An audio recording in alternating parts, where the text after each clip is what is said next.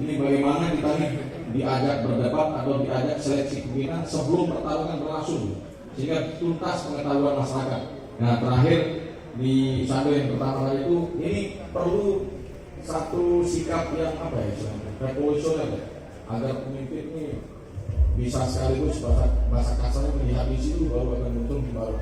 Saya kira lihat dari perjalanan mobil dan lagi.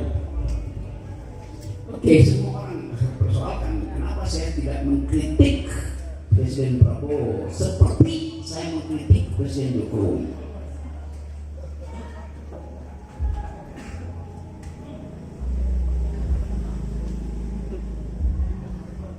Itu pertanyaan dulu.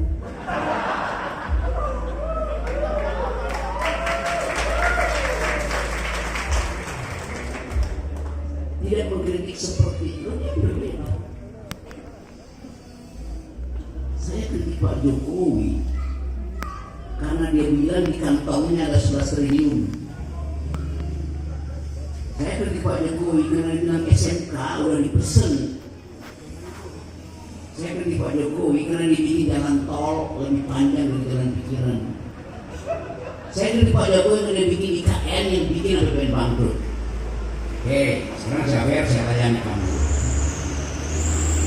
Saudara Presiden Prabowo, kenapa kau bikin jalan tol sementara jalan pikiran tidak kau bangun? Kenapa kau janjikan ada 11 triliun? Kenapa kau bikin SMK? Kenapa kau bikin IKN? Sama kan kritiknya? Sama nggak? Sama. Berarti Prabowo bertanggung jawab terhadap SMK. Berarti Prabowo bertanggung jawab 11 triliun. Berarti Prabowo bertanggung jawab terhadap IKN. Nah, itu juga harus punya kecerdasan untuk mengkritik saya. Kasih saya satu alasan saya kritik Prabowo sekarang. Sebelum Prabowo jadi presiden, saya kritik. Dia masuk kabinet, saya kritik. 12 menit setelah itu saya janjikan. Bahkan saya bilang usir Prabowo dari kabinet. Itu saya terangkan. Sekarang Anda tuntut saya kritik seperti saya mengkritik Jokowi. Harus fair. Tahu nggak cara perbandingan itu kan? Bapak. Jadi itu maksudnya berpikir begitu. Siapa yang bikin bangkrut negara sehingga APBN kosong? Ya Prabowo. Kapan Prabowo bikin bangkrut negara? 10 tahun lalu hutan di Riau itu masih ada 63% hutan konservasi. Sekarang tinggal 13%. Selama 10 tahun berkurang 50%. Itu karena Presiden Prabowo. Benar nggak? Benar tidak? Betul. Oke, jadi Prabowo presiden dari 2015. Tolong saudara. Itu maksudnya berpikir. Hasil dari ekstraktif industri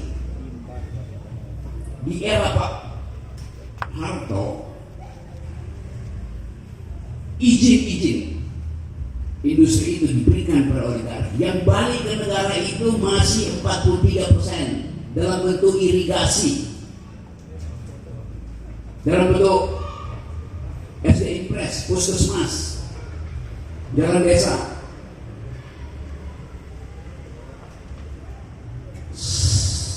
Di era Pak SBY yang balik ke negara tinggal 27%. Di era Pak Jokowi tinggal 6%. Maka kesalahannya ada pada Soeharto dan SBY. Benar nggak? Benar tidak? Benar tidak? Kalau nggak takut? Benar? Ya, begitu cara berpikir. Pakai otak. Jadi jangan tuntut saya untuk mengkritik sesuatu yang saudara tidak paham itu. Itu namanya retorika tuh. Pasti saya akan kritik Jokowi karena Jokowi bikin 36% yang balik. Harusnya sama seperti Harto 43%, di Malaysia 30%. Kan begitu cara berpikirnya.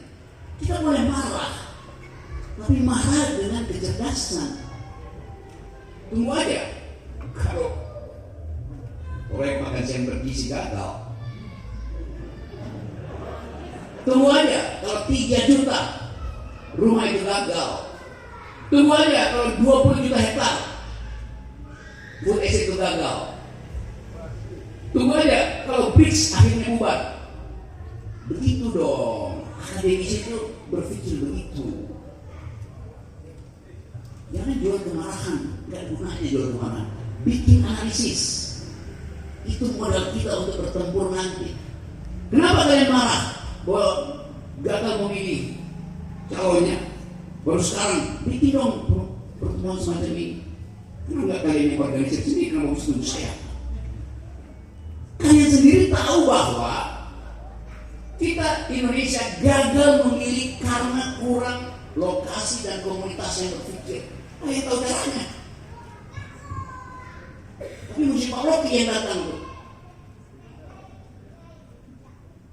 Kalau saya punya waktu 3.700 jam per hari, saya datang satu-satu. Karena itu saya bikin podcast, karena itu saya datang ke TV segala macam supaya orang nonton. Tapi masih ada mana?